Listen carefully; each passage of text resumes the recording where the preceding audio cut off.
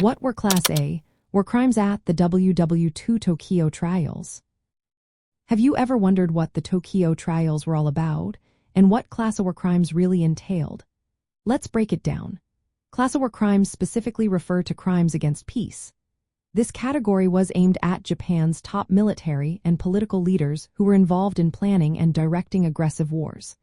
Unlike other war crime categories, Class A charges focused on the act of waging war against other nations, which led to many subsequent atrocities. The Tokyo trials, officially known as the International Military Tribunal for the Far East, categorized war crimes into three classes. Class A, as mentioned, dealt with crimes against peace. This charge was reserved for the highest-ranking Japanese leaders who orchestrated the war effort. Then there were Class B war crimes, which included conventional war crimes like mistreatment of prisoners of war and attacks on civilians.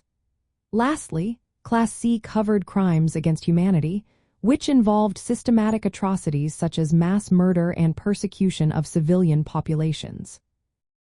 What makes Class A charges unique is that the tribunal could only prosecute individuals accused of crimes against peace.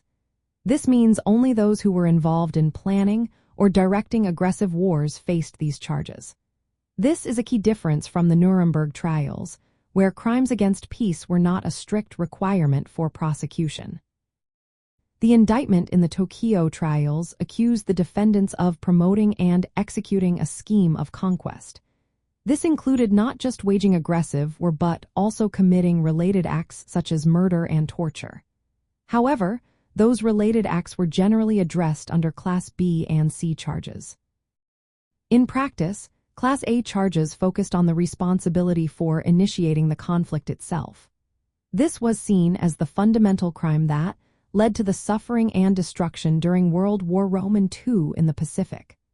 Prominent figures charged under Class A included former prime ministers and military commanders who played significant roles in Japan's war strategy. The Tokyo trials lasted from 1946 to 1948 and involved extensive evidence and witness testimonies.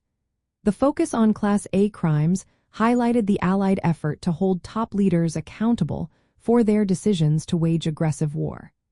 This established a legal precedent for prosecuting such crimes under international law.